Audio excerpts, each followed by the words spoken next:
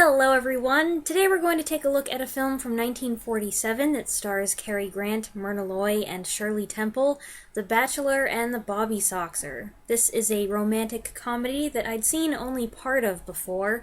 It was directed by Irving Rice and written by Sidney Sheldon, who won an Academy Award for his screenplay. Myrna Loy and Shirley Temple play sisters Margaret and Susan Turner. Margaret is a responsible, level-headed judge. Susan is a flighty, romantic teen who insists she's older than her years. Susan develops a crush on famous artist and older man Richard Nugent, played by Cary Grant. And when Nugent, who's just made an unfavorable appearance in Judge Turner's court, ends up in a compromising position with Susan, her sister Margaret is furious. However, since attempts to persuade Susan to give him up only fan the flames of her ardor, a scheme is devised to make her lose interest in him on her own. It occurred to me several times as I was watching this movie, which I enjoyed very much, by the way, that it probably couldn't be made today, not without some major changes. And yet, the subject matter, at the heart of it, is still relevant. And a good deal of its writing and performances are fresh. By the early 1940s, beloved child star Shirley Temple had successfully transitioned into prominent teen roles, something most other child actors weren't able to do. This film actually came at the tail end of her adolescent period. Though her character is 17 years old, Temple herself was 19 in 1947, and already 2 years into a 5-year marriage to first husband John Agar. In a way, I find Susan a relatable character, or at least I relate to her retroactively. There are a couple things that she and teenage me had in common. Some of these things are embarrassing. I crushed harder on my teachers than on my fellow students, with a couple exceptions, and when it came to actors I liked, they were generally older or dead. But the age at which I liked them the most, they were older than I was. I'm catching up to them now. So, like Susan, I found the boys who were my age, just not up to par. They were not mature enough for me. Susan also becomes completely besotted and commits herself to a guy without receiving any encouragement that he's interested in her. Been there, done that. She acts out imaginary conversations she'd like to have with him. Yep, guilty. I actually find this really embarrassing to watch, but what makes it better is that later we see Cary Grant doing pretty much the same thing. She's got mature and romanticized ideals, so it makes sense she'd be drawn more to a man than to a boy. Her teenage peers can't possibly measure up to her lofty standards. Unfortunately, it's more than likely that someone like her would find that most men don't meet her standards either. Certainly not in this day and age.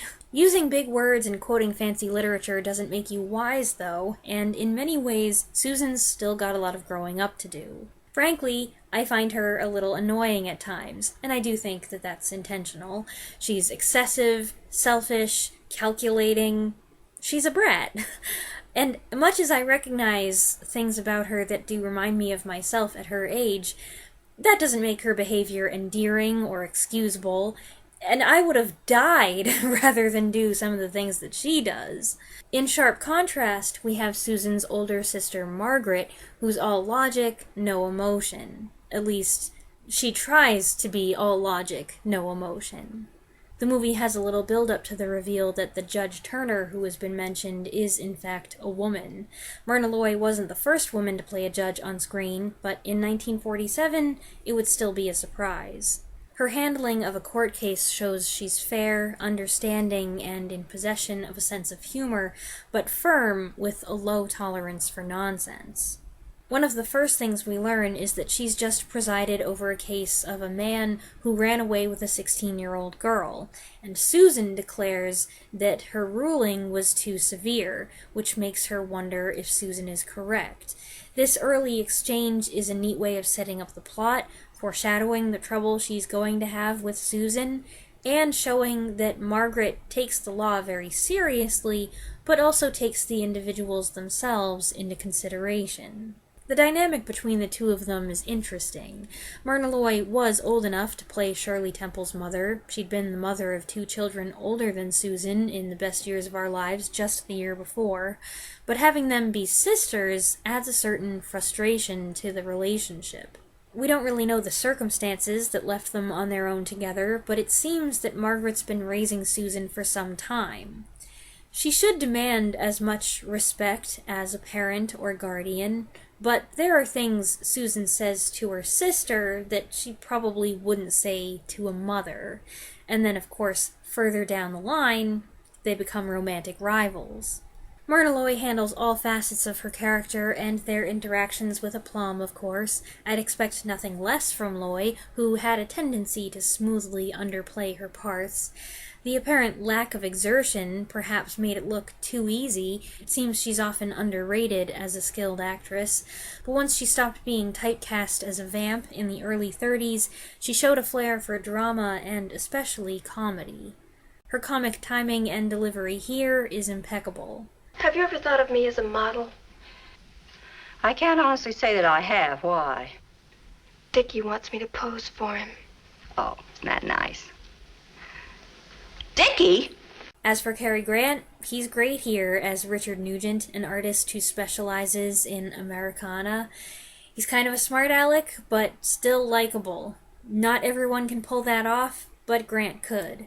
He gets 2 brilliant character introductions. One is Margaret's first impression of him, in court for a barroom brawl. The other is Susan's first impression of him at her school giving a speech on art. I love this part. When he steps forward at the assembly, he's bewildered and then flattered as this trickle of bored claps turns into a roar of enthusiastic applause and catcalls.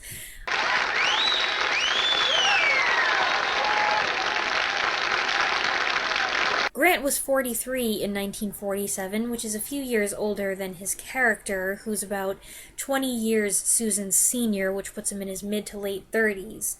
In reality, Grant was 24 years older than Shirley Temple, and for what it's worth, he was just 1 year older than Myrna Loy, which is one of several reasons why they are a better fit.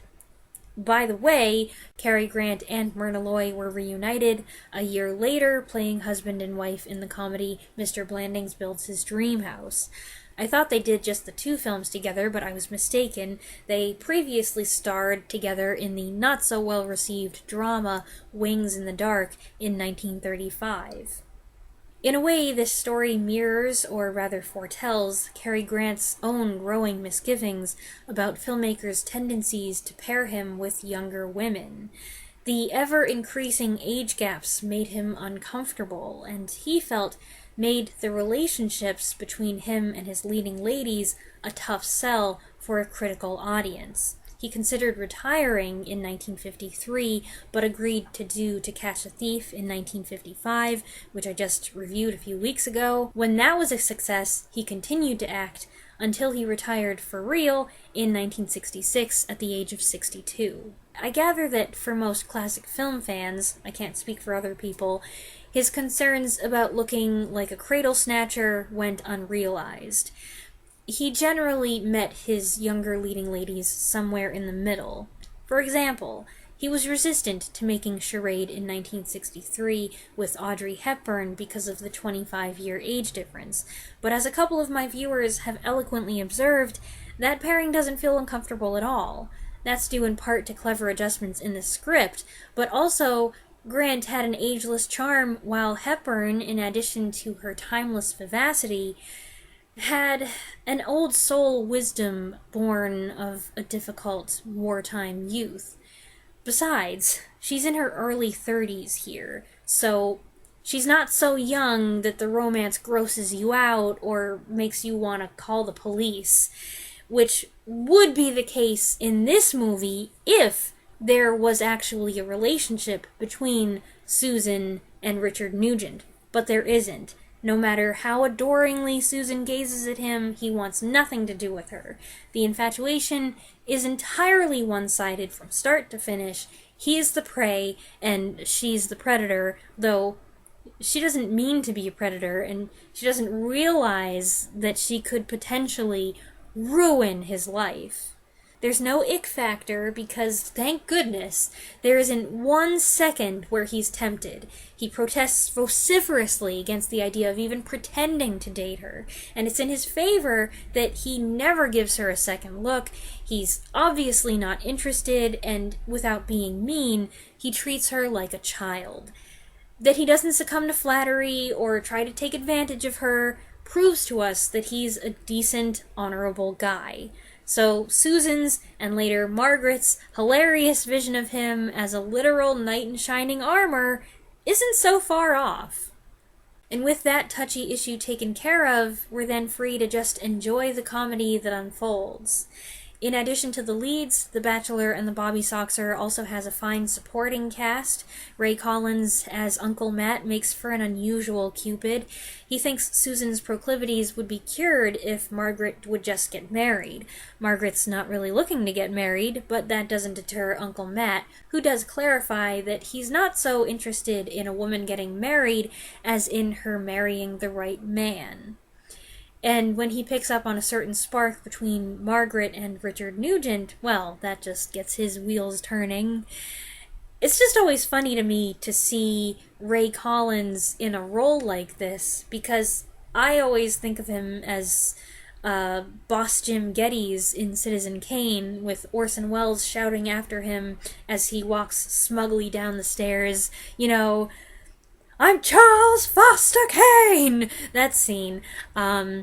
It's a bit different to see him in a fluffier role like this. Famous crooner turned actor Rudy Vallee plays the assistant DA who's interested in Margaret. The series of contests at the picnic that becomes a cutthroat rivalry between he and Grant is, in my opinion, the best sequence in the film. Where else do you get the fun of watching Cary Grant, the epitome of suave sophistication, compete and fail horribly in a potato sack race, a three-legged race, and a potato and spoon race? It's delightful. Don't let his poor performance fool you, though. The character may be out of shape, getting more and more bedraggled as he keeps wiping out, but you have to be fit to fail this spectacularly over and over again, and Grant absolutely was, tapping into his athletic background once again. Plus, I just love it when huge stars of his caliber do things like this that show they don't take themselves or their image too seriously. Johnny Sands plays Jerry, the sometime boyfriend Susan drops when she falls for Nugent. It's a bit silly that she goes gaga over this one man who obviously isn't interested, but won't give this nice, good-looking boy who wants to be with her the time of day, but that's how things go sometimes. And Jerry is a good kid. He makes peace with Susan, he's friendly with his rival, and even helps him out. He doesn't do anything underhanded to try to win her back. He's a good man in the making. Susan just needs to see that. This particular role seems to be what Johnny Sands was most known for. He continued acting for just a few more years, retired in 1953, moved to Hawaii, and went into real estate. He didn't have the most distinguished acting career, but it sounds like he lived a contented life and continued to get fan mail for decades after his retirement. Vida Ann Borg makes a memorable contribution as Agnes, a female acquaintance of Nugent's. She appears in the beginning and then shows up again at the climactic and chaotic dinner party. That's another great, smoothly choreographed scene. The dialogue is fast and continuous, and every time Grant sits back down, someone else pops up and delivers another zinger. Everywhere you go, you attract trouble. Well, you go jumping again. Shut up! Thank you for a lovely evening. And in my opinion, an appearance from character actor Harry Davenport is always a plus. Here he plays Great Uncle Thaddeus, who's also a judge. It runs in the family. He's a crotchety old man, but he does get a kick out of Grant's wild antics. That scene where Cary Grant adopts the persona of an obnoxious teenager or of a middle-aged man having a midlife crisis is just wonderful stuff. Sure, there's something funny about Cary Grant in a fine suit attending a high school basketball game, but this outrageous getup is even funnier, and of course, his peculiar behavior is a riot. Hi! Mal, greetings, Yuki Dookie. Greetings. Are you out of your mind? What? What are you trying to do? I don't dig you, chick. And there are two verbal running gags this movie made famous. One is the slang term Susan's fond of using, feeling skonklish. The other is this bit. Hey, you remind me of a man. What man? The man with the power. What power? The power of hoodoo. Hoodoo? You do. Do what? Remind me of a man. Remind you? Oh. I saw this scene once when I was a kid, and my sister would sometimes quote the routine, so that's how I was familiar with it.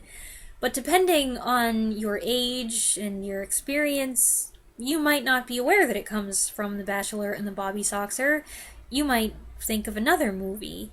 You remind me of the babe with the power of voodoo. You do. Remind me of the babe. That's correct, Labyrinth fans. David Bowie's opening in Magic Dance is a riff on this gag.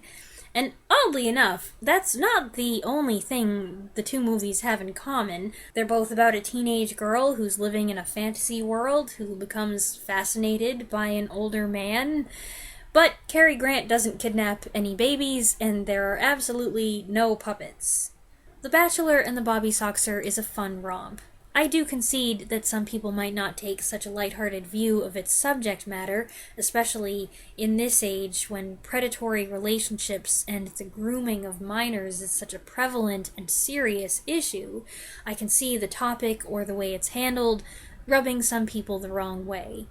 But I do think that the film, 75 years old as it is, does a good job navigating what could easily have become uncomfortable territory. Just because it's a comedy doesn't mean that it trivializes its central issue. It's tactful and never loses sight of what's at stake. But at the end of the day, it is a comedy, and a very funny one at that, not about a grossly inappropriate relationship, but about a schoolgirl crush that gets out of hand and causes all kinds of headaches for the grown-ups involved. I hope you enjoyed this discussion of The Bachelor and the Bobby-Soxer. If you have seen the film, I hope you'll go ahead and leave your thoughts on it in the comments below. I look forward to reading what you have to say, and I'll be back next week. Thanks for watching.